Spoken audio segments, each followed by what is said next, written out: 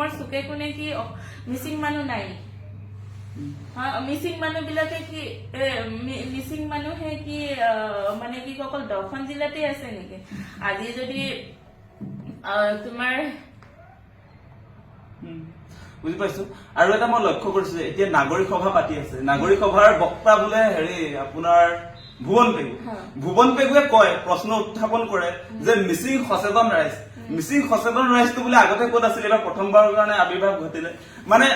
সেই 50 বছৰ আগত ক'ত আছিলে তেনেকে কয় 70 বছৰ আগত ক'ত আছিলে মিচিং সচেতন ৰাইজ মিচিং ছাত্ৰ সমাজ ক'ত আছিলে সচেতন যিসকল মানে এইখিনি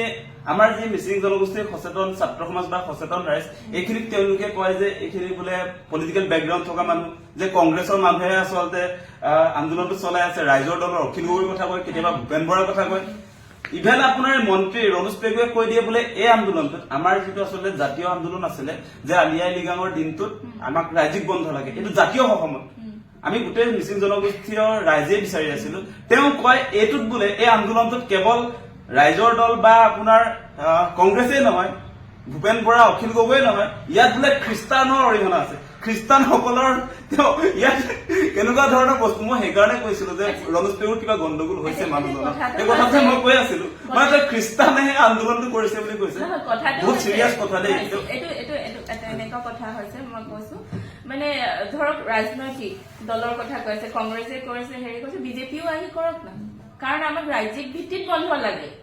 আমি এইটো কোৱা নাই যে আমি কিবা এটা বহুত ডাঙৰ বস্তু এটা বিচাৰিছো ইয়াতে দল সংগঠনৰ কথা কৈছে সবে আহি ইয়াতে আন্দোলন কৰিব পাৰে যিহেতু এইটো আমাৰ ন্যায্য দাবী আৰু ন্যায্য দাবীটো যদি কিছুমান মাথা নাইকিয়া মানুহে যদি এইটো বেলেগ ফালে ইছ্যু লৈ যাব বিচাৰিছে এইটো তেওঁলোকৰ মস্তিষ্কৰ মানে কিবা বিকৃতিয়ে ঘটিছে কাৰণ আমাৰ এনেকুৱা কিছুমান প্ৰতিনিধিক এনেকুৱা কৈছে যে তেওঁ মেণ্টেলি ইনবেলেঞ্চ ঠিক আছে মেণ্টেলি ইমবেলেঞ্চ মানুহবিলাকে জাতিৰ কাৰণে মাত মাতে যদি তেওঁলোকৰ ইমান ষ্টেবিলিটি আছে যে তেতিয়াহ'লে সেইদিনাখন চচলত সেইবিলাক কাণ্ড নকৰাই হলে যে তই মিচিং নহয় তই কিয় আহিছ এইবোৰ মাৰামাৰি এইবিলাক কিহৰ কাৰণে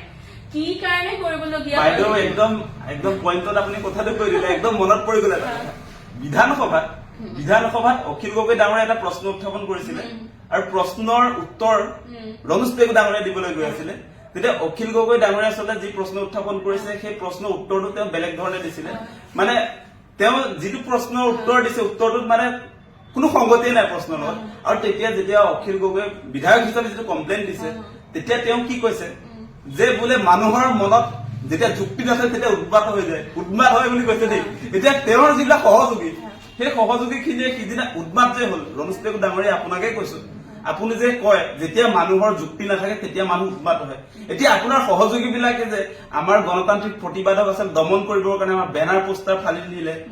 আপোনাৰ আমাৰ পোষ্টাৰ য'ত আলি আই লৃগাঙৰ দিনটোত ৰাজ্যিক বন্ধ দিব লাগে বুলি দাবী উত্থাপন আছিলে সেই বেনাৰ পোষ্টাৰ ফালি পেলালে উদ্মাত আচৰণ কৰিলে আপোনাক অনামিচিং বুলি গালি পাৰিলে এতিয়া তেওঁ যে কৈছিলে যে যুক্তি যেতিয়া নাথাকে তেতিয়া উৎপাত হয় আপোনাৰ যুক্তি নাই সেইকাৰণে আপুনি মানে সেই উৎপাত কৰিলে তেওঁ নিজে কামটো কৰিছে এতিয়া বেলেগক বদনাম দিয়ে তেনেকুৱা আমি দেখিছো আৰু অত্যন্ত দুৰ্ভাগ্যজনক এবাৰ চাওক এবাৰ ভাল আছিলে আমাৰ কাৰণে মিচিং জনগোষ্ঠীৰ কাৰণে অত্যন্ত ভাল আছিলে এবাৰ অসমৰ জাতীয় জনগোষ্ঠীয় সংগঠন বিলাকৰ আমি সমৰ্থন পাইছিলো আজি কৃষক মুক্তি সংগ্ৰাম সমিতিয়ে হওক আজি অসম জাতীয়তাবাদী যুৱ ছাত্ৰ পৰিষদে হওক আজি বীৰ লাচিত সেনাই হওক আজি কংগ্ৰেছে হওক মানে বিভিন্ন জনে আপোনাৰ আমাৰ এই জাতীয় যি আন্দোলন আছিলে ৰাজ্যিক বন্ধৰ দাবীত যি আন্দোলন গঢ়ি উঠিছিলে ইয়াত সমৰ্থন জনাইছিলে গতিকে আমাৰ নিজৰে একাংশই আচলতে এই সোণালী সুযোগটো হেৰুৱাই পেলালে নিজৰ কৰি নিজে কুঠাৰ মাৰি লৈছে এতিয়া মানে কি এতিয়া এটা মানে সমাজৰ আগত এটা মানে হেৰি হৈ গ'ল যে পৰিচয় গ'ল মিচিং জাতিটো এনেকুৱা এটা কুৱেশ্যন মাৰ্ক কোনে দিলে তেওঁলোকৰ ব্যৱহাৰৰ কাৰণে দিলে তাততো বহুত অনামিচিং আহিছিলে অসমীয়া মানুহ আহিছিল তেওঁলোকে কেইজনীমান মাইকী মানুহ যে লৈ আহিছিলে যাৰ মুখৰ পৰা মদৰ গোন্ধ আহিছিলে আপুনি এইটো বস্তু চাওক মদৰ গোন্ধ আহিছিলে আহি পেলাই খেদি আহিছে মাৰিবলৈ তেতিয়া আমাৰ যিখিনি আমাক সমৰ্থন দিবলৈ আহিছিলে বাইদেউগৰাকী এটাই কথা কৈ দিলে যে আপোনাৰ ব্যৱহাৰে আপোনাৰ পৰিচয় তেতিয়াহ'লে এই পৰিচয়টো কোনে দিলে আমাৰ মিচিং সচেতন সমাজে দিলে নে সেই ছয় সংগঠনৰ যিবিলাক প্ৰতিনিধি হৈ পেলাই আমাৰ প্ৰতিবাদটো দমন কৰিবলৈ আহিছিলে তেওঁলোকে দিলে আৰু কথাটো হৈছে এতিয়া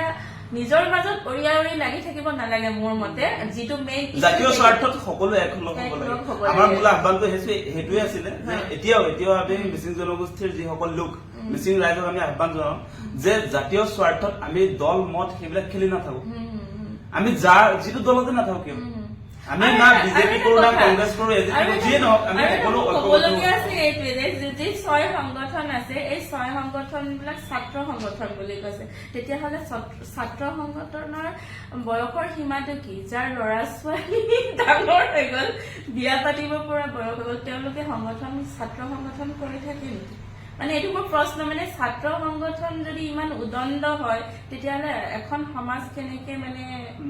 মানে গঢ়িব তেওঁলোকে ভালকে? সেইকাৰণে অলপ চাই চিতি কামবোৰ কৰিলে ভাল হয়। আৰু এতিয়া যিবিলাক তেওঁলোকে আমাৰ বিপক্ষে কৰি আছে, এইবিলাক কিন্তু নিজৰ